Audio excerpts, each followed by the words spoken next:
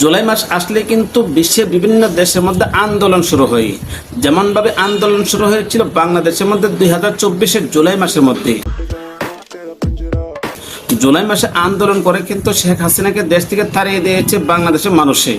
এরকম ভাবে কিন্তু বিভিন্ন দেশে আরো অনেক সময় অনেক আন্দোলন হয়েছে।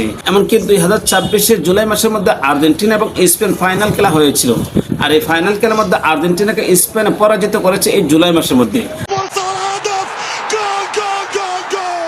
এখন আবার নতুন করে ভারতের মধ্যে এরকম ভাবে আন্দোলন শুরু হয়ে গিয়েছে যে আন্দোলনটা কোনোভাবেই থামানো যাচ্ছে না।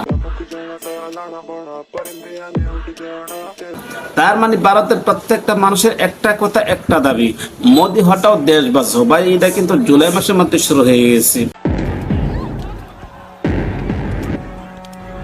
এরকম কি ভারতের মধ্যে এরকম কিছু জায়গার মধ্যে এরকম ধরনের আন্দোলন হয়েছে যে আন্দোলনটা ভারতের সরকার কোনোভাবে থামাতে পারছে না। এখন হয়তো অনেকে বলবেন যে ভাই আপনি বাংলাদেশের মানুষ এসে ওই দেশে নিয়ে এসে কেন কথা বলছেন? ভারতে কিন্তু আমাদের মতন মুসলমান আছে। ভারতে যেহেতু মুসলমানরা আন্দোলন করতেছে মোদি হটাও দেশ বাঁচাও, তাহলে আমাদের উচিত হচ্ছে মুসলমানদের পাশে থাকা। যেহেতু মুসলমান আছে ভারতের মধ্যে, এইখানে কিন্তু মুসলমানদের পক্ষ নিয়ে এসে আমাদের কথা বলা। আমি একজন মুসলিম, ভারতের মুসলিমদের পক্ষ নিয়ে এসে কথা বলা আমার হচ্ছে নৈতিক দায়িত্ব। আমার নৈতিক দায়িত্ব থেকে কিন্তু আমি এই কথাটা বলতেছি। ভারতের মুসলমানরা যেরকম ভাবে নরেন্দ্র মোদীর কাছে হস্তানি হয়েছে, ভারতের নরেন্দ্র মোদীরা যেরকম ভাবে ভারতের মুসলমানদের উপর আক্রমণ করেছে, ভারতের মুসলমানদের উপরে নরেন্দ্র মোদীর গোষ্ঠী যেরকম ভাবে আক্রমণ করেছে, মারধর করেছে, ওই হিসাবে আমি একটা কথা বলতে চাই, ভারতে যেরকম ভাবে হিন্দুদের পাশাপাশি মুসলমান কিন্তু এখন একটা জিনিসই চাচ্ছে, মোদি হটাও দেশ বাঁচাও। বাংলাদেশের মধ্যে যেরকম ভাবে আন্দোলন হয়েছিল ছাত্র আন্দোলন, ভারতে কিন্তু ঠিক এরকম ভাবে আন্দোলন শুরু হয়েছে। ভাই ভারতে এরকম ভাবে আন্দোলন চাঙ্গা হয়েছে যে আন্দোলন কোনোভাবে সরকার পক্ষে থামানো যাচ্ছে না। এরকম কি বিভিন্ন জায়গার মধ্যে দেখলাম পুলিশের ছাত্রদের উপর আক্রমণ করতেছে, পুলিশের ছাত্রদেরকে মারধর করতেছে বিভিন্নভাবে, পুলিশের ছাত্রদেরকে এরকম মারধর করতেছে। তারপরে কিন্তু ছাত্ররা আন্দোলন চালিয়ে যাচ্ছে।